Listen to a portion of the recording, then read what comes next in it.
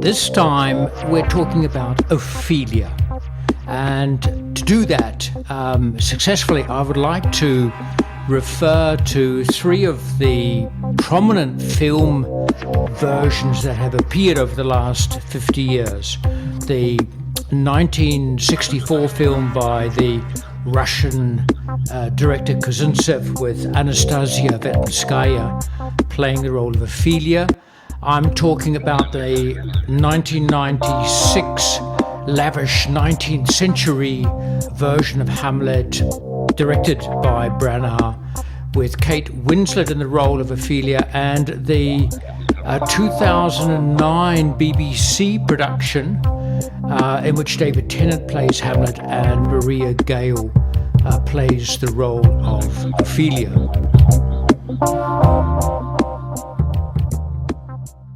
Tremendous challenge for an actress to take on such an iconic role. Ophelia doesn't have that many lines, especially when compared to Hamlet, but her role is absolutely crucial to the play, and she must relate convincingly to her brother in that initial scene, Act 1, Scene 3. She needs to relate, obviously, to her father, who gives her advice in a typically paternalistic and rather insensitive manner. She needs, obviously, to relate to Hamlet himself. And, of course, then she must also play the mad scenes when she is losing her mind and heading towards suicide. If we take the Branagh film first, of course, Kate Winslet is a superb actress, and the fact that Branagh chooses to set Hamlet in the 19th century means, of course, that when it comes to the mad scenes, Branagh is able to use the Victorian approach to dealing with mental illness, and it gives us some remarkable scenes. There's one in which Ophelia is being hosed down with a jet of water, and she's huddled into the corner of this room, and this strong jet of water is bursting over her.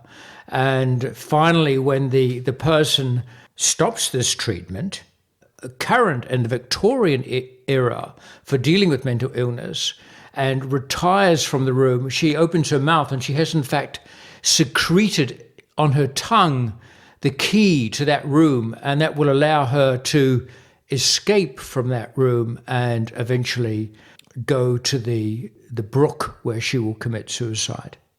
Of course, it also means that Branagh is able to use a straitjacket.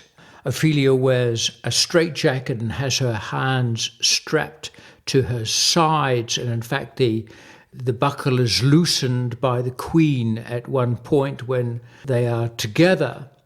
But what is even more significant is the fact that in his version of Hamlet, Branagh chooses to make Hamlet and Ophelia lovers in the physical sense. And there are shots early on in the film of them in bed together, and they appear to have a happy and successful sexual relationship. This, of course, means that the famous nunnery scene in Act 3, Scene 1 happens in a slightly different manner in the Branagh version.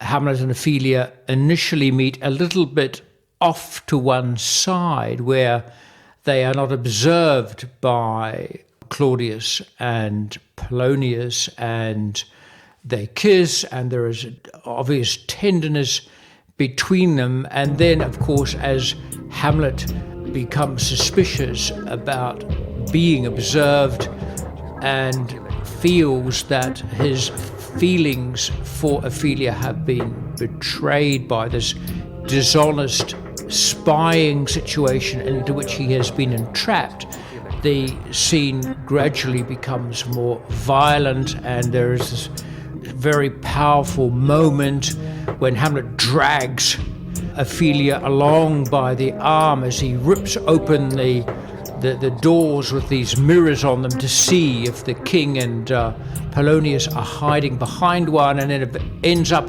squashing Ophelia's face against the glass while the king and Polonius look from the other side.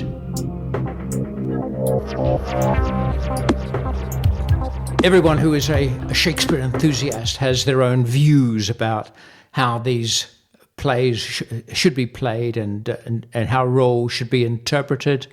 Personally, I would not make Hamlet and Ophelia lovers. To me, part of the way I see the play is that Hamlet, as I was saying in the earlier podcasts, brings, when he arrives back in Denmark, this disillusionment coupled with romantic disappointment.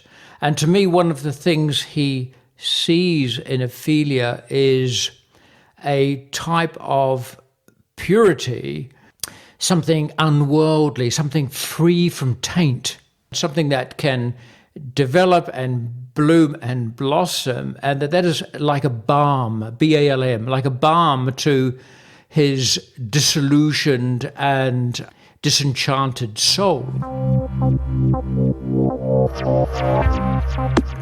As Hamlet comments to Rosencrantz and Guildenstern when he first meets them, I have of late, but wherefore I know not, lost all my mirth, forgone all custom of exercise, and indeed it goes so heavily, etc., etc., etc.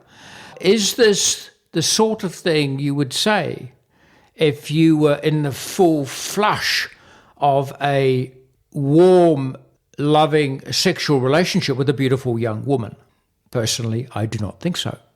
Of course, the actress is not alone in taking on this role. There is the director, and to quite a significant extent, the actress depends on the integrity of the director's view.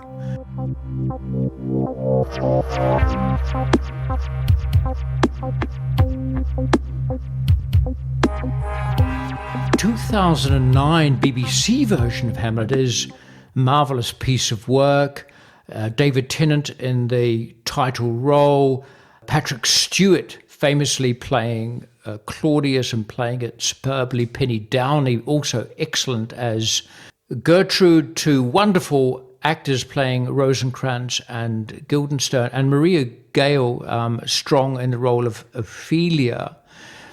But when you look at the way Hamlet and Ophelia interact during the play within the play, they have a kind of very easygoing, nonchalant, very modern 21st century flirtatious style as they casually drape themselves around each other, sitting on the floor as they watch the play within the play.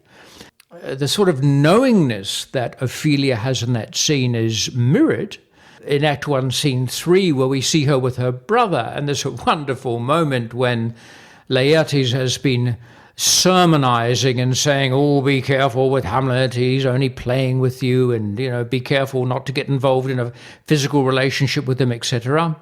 And Ophelia walks down to his suitcase, which he's prepared to go back to Paris, and pulls out of it 2 condoms and says, yes, and are you giving me one speech while you do something completely different? And it's a nice moment where, again, it's quite a knowing, worldly wise Ophelia. But to me, watching their version, this clashes very much with Act 3, Scene 1, in which she plays a much more innocent victim, and all that worldly wisdom has suddenly disappeared. And I find it hard to weld these visions together. So let me put my cards completely on the table and say that to me, the performance given by Anastasia Vetenskaya in the 1964 version of Hamlet by Kozintsev is the definitive Ophelia. And to me, the glory of her performance is, of course, in large part due to her magnificent acting ability. But of course, it's also a very harmonious collaboration between her and Kozintsev, who had a profound understanding of Shakespeare. Every scene in which Ophelia appears in the Kozintsev film is utterly memorable. We first see her, of course, in Act 1, Scene 3, when she's seeing off her brother Laertes, who's returning to France. And, of course, once he disappears, then her father says to her, yes, well thought. What did Laertes say to you about Hamlet? And Ophelia replies, he hath importuned me with love and honourable fashion. And she speaks with spirit and with character, with strength. But then, of course, as her father leaves, she returns to this little dance routine that one senses immediately she is obliged to practice on a daily basis. And it goes sort of a da-da-da, dee, dee, da-da-da, dee, dee. And she has to make these dance movements, but which are joyless, which are mechanical. There is no smile on her face. There is no animation. She's simply going through a very formal dance movement, an imposed movement, and one feels immediate sympathy for this young woman who is shut into this court system, this patriarchal system, this system in which she as a young woman has no power.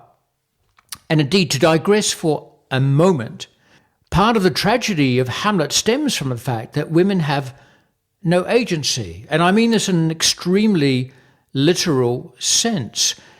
Shakespeare's tragedies end with death. His comedies end with weddings. And almost invariably in the comedies, the characters that usher in those weddings, that bring the solutions that allow life to continue and to flourish, are women. In As You Like It, of course, it's Rosalind. In Twelfth Night, Viola. In Much Ado About Nothing, Beatrice, etc., etc. Often they are obliged to leave home and go somewhere else to escape their initial locale or location. They may indeed be obliged to dress in men's clothes, but it is the women characters that have the wit, the intelligence, the inventiveness, the strength of character, and the moral clarity to bring the solutions. This doesn't happen in Hamlet. Women are denied that possibility, and this is one of the reasons why the whole situation rushes towards tragedy.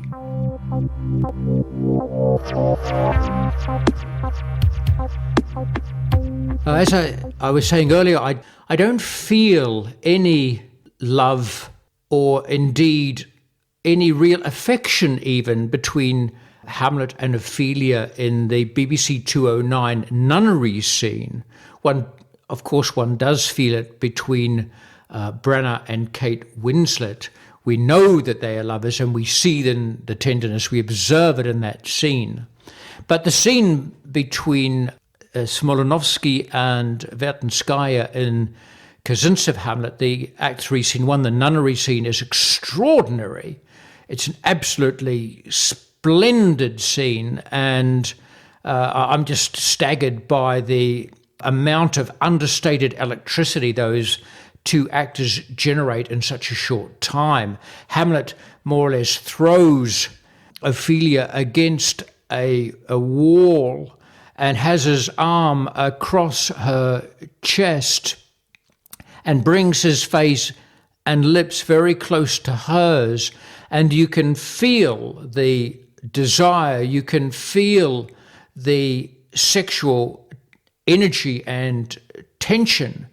But of course, it is the air is crackling with distrust. Hamlet knows that he's being observed, and we know that this love, which could be medicinal for the whole disjointed system that exists, we know that it will be snuffed out in this scene by the weight of distrust that surrounds them. In the Russian Hamlet, after Polonius's death, Ophelia puts on a mourning dress, and in putting it on, she puts on first a farthingale. In other words, a structure often made of whalebone that allows women to have one of those very wide and ample skirts. And we see Ophelia being enclosed in this farthingale and slightly wincing as she is shut into it. And then she is dressed in this suffocating black mourning dress, and a veil is put over her head. It's a tremendous image of loss, of confusion, and of confinement, imprisonment, and grief.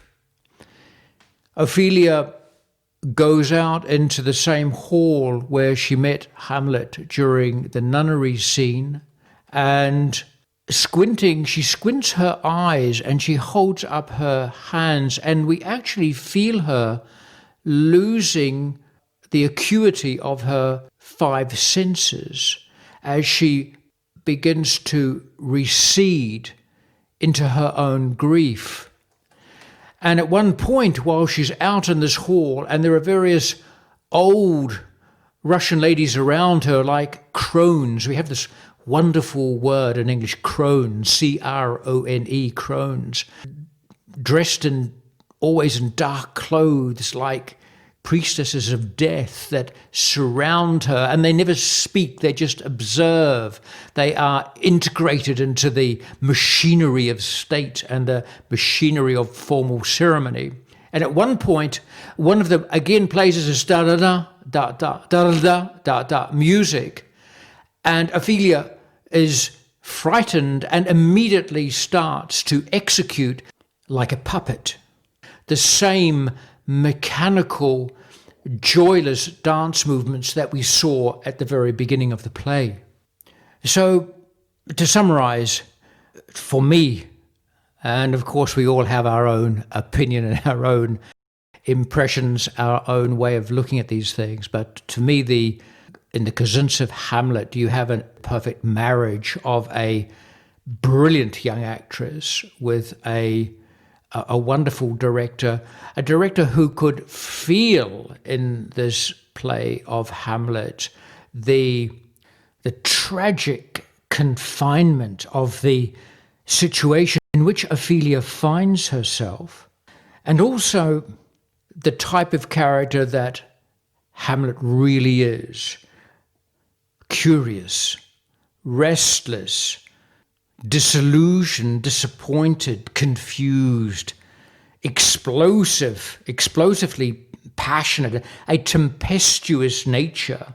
One of the tensions in the play is between the calm of those Montaigne ideas, so well represented by Horatio, and the naturally explosive personality of Hamlet.